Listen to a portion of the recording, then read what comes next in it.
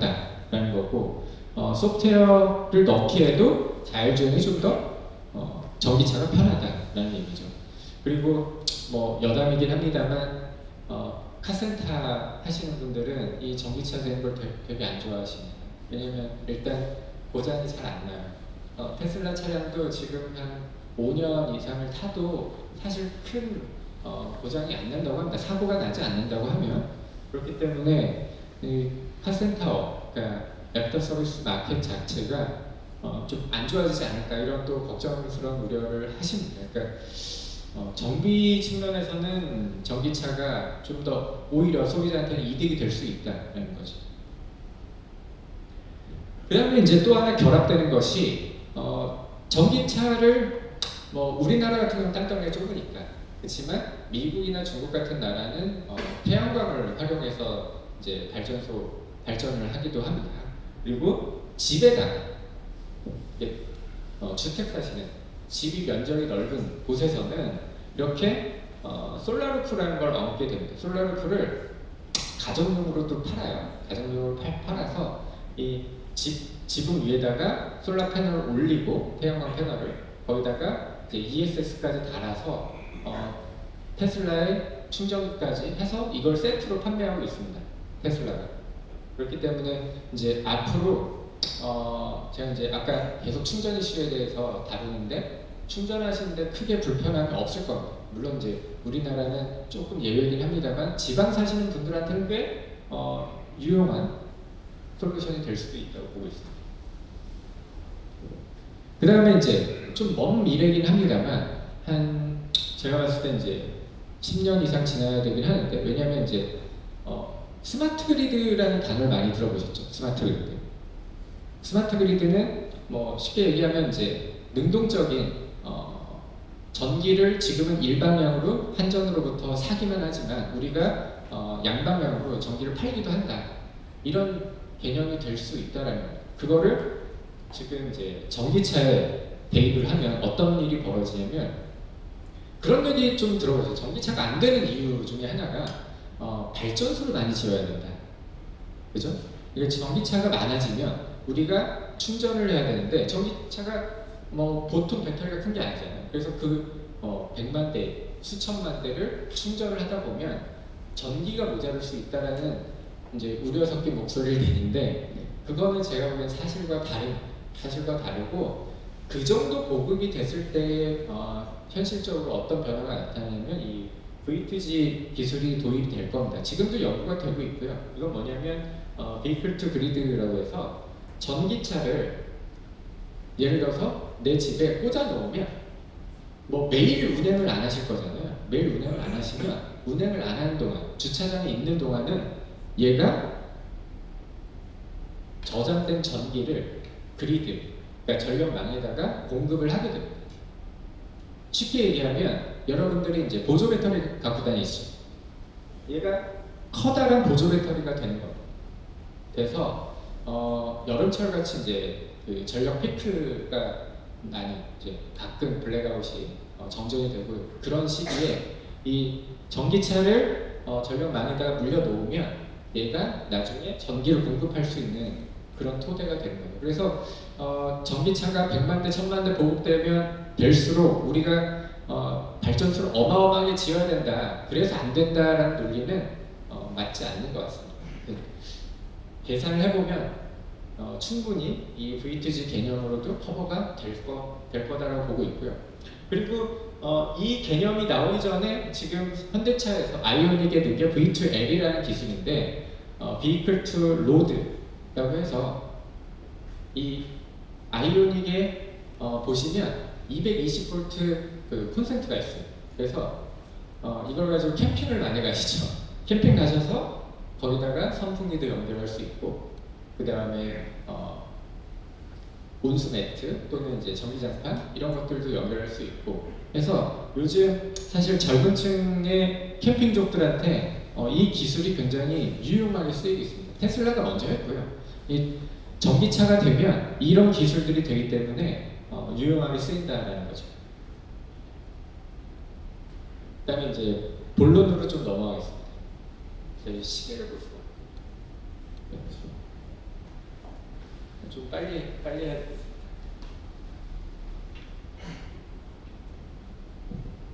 전기차 시장 전망인데 사실 이 전망치는 크게 의미가 없긴 합니다. 없는데 그래도 시장 조사기관과 저희가 예측한 거를 담아서 보면 2025년만 되더라도 약 2천만 대 정도 되고요. 그 다음에 2030년 되면 4천만 대 시장이 넘습니다.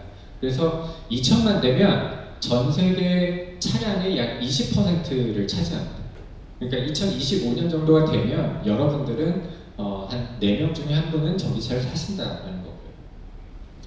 그 다음에 그 배터리 수급을 보면, 그러니까 배터리 공급하는 자와 사는 자의 수급을 보면 사실 2024년 정도 지나면 모자르게 됩니다. 놀랍죠? 그러니까 왜 그러냐? 지금 2차전지 업체들이 투자를 많이 한다고 보시긴 하시지만 방금 말씀드렸다시피 이렇게 2천만 대씩 팔리는 시장에 오게 되면 아무리 투자를 해도 지금 모자르게 됩니다. 그래서 지금 2차전지 업체들이 투자하는 거에 대해서 걱정하는 사람은 아무도 없습니다. 지금 배터리 시장의 매출 규모를 보면 2030년에 한 200조 시장이 넘습니다. 그리고 2040년에 500조 시장이 되는데 이것도 평균 단가를 고려를 정확히 안 한 겁니다. 지금 보시면 2030년에 아까 4천만 대죠? 4천만 대면 그 대당 500만 원만 잡아도 한 200조 시장이 된다는 거고요. 만약에 평균 단가가 500만 원이 아니라 뭐 1000만 원 정도면 400조 시장이 된다는 겁니다. 그렇기 때문에 잘 보시면 지금 배터리 단가가 현재 단가로는 차량 한 대당 한 1000만 원 이상 들어갑니다. 한 1200만 원에서 1300만 원 들어가는데 그게 가격이 계속 빠져야 저 정도라는 거고요. 만약에 빠진 속도가 그렇게 빠르지 않으면 훨씬 더 큰 규모의 시장이 된다는 거죠. 그리고 이제 배터리의 어떤 에너지 밀도를 높이기 위해서 이제 폭스바겐의 자료인데 2차전지 업체들이 어마어마한 노력을 하고 있는데 소재 개선을 하고 있습니다. 소재 개선을. 이제 우리가 양극재와 음극재를 얘기하죠. 뭐 이걸 설명하기 전에 제가 이제 원통형, 각형, 파우치 이걸 잠깐 설명드리면, 자 원통형은 테슬라가 쓰고 있죠. 원통형은 테슬라가 쓰고 있고 이런 식으로 생겨져 있습니다. 원통형은 아마 알칼라인 전지 보시면 그게 원통형입니다. 알칼라인 전지. 근데 이제 원통형의 장점은 기존에 오랫동안 개발해 왔고 싸다는 게 장점입니다. 싸다는 게 장점이고, 그리고 원가가 싸기 때문에 배터리를 많이 집어넣을 수가 있죠. 그게 장점이고, 그리고 각형은 비쌉니다. 비싼데 대신에 안전성이 높습니다. 왜냐하면 각형은 이렇게 캔 타입으로 막혀져 있어서 폭발의 위험이 상대적으로 적고 철로 되어 있기 때문에 이제 다른 어떤 공격을 받았을 때 이게 깨지기가 쉽지 않죠. 그다음 파우치는 장점은 뭐냐면 이제 파우치는 말랑말랑하다고 보시면 됩니다. 생긴 것 자체가. 그래서 굉장히 자유롭게 디자인을 할 수 있고요. 그래서 자동차 업체들이 어떤 모양으로 만들어 달라라고 했을 때 파우치로 만드는 게 가장 효과적입니다. 근데 이제 장단점은 뭐냐면 파우치는 약간 그 원가 측면에서 원통형과 각형이 중간에 있습니다. 중간에 있어서 파우치가 각형보다는 싼데 이제 SDI가 각형을 하고요. 그 다음에 아까 말씀드렸다시피 LG화학과 SK이노베이션이 이제 파우치를 하고, 그 다음에 파나소닉이 원통형을 주로 하는데, 이제 테슬라가 원통형을 하는 이유는 두 가지가 있습니다. 일단 싸고요. 싸고, 그 다음에 두 번째로는 출력이 높습니다. 출력을 높일 수가 있는데 거기 이제 알루미늄이 들어가기 때문에 일반적인 다른 이제 각형이나 파우치 타입보다는 출력이 좋습니다. 그래서 테슬라 차를 타보면 일반적인 전기차보다는 고출력이 나오는 이유가 거의 이제 원통형이 들어가기 때문이죠. 근데 원통형을 좀 꺼리는 자동차 회사들이 원통형을 꺼리는 이유는 폭발의 위험이 있기 때문에. 그러니까 원통형은 만들긴 쉽지만 이거를 이제 작잖아요. 셀 자체가 작기 때문에 여러 묶음으로 만들어야 되는데 그 중에 하나 터지면 다 터집니다. 그래서 그런 부분을 좀 고려해서 이제 자동차 업체들은 원통형을 좀 꺼려하고 테슬라는 그거를 제어할 수 있다고 생각을 해서 그렇게 하고 있습니다. 그다음에 이제 양극재와 음극재 시장을 말씀을 드리는데 이제 양극재 같은 경우는 배터리의 어떤 에너지 밀도를 높이는 데 가장 큰 역할을 하고 있고요.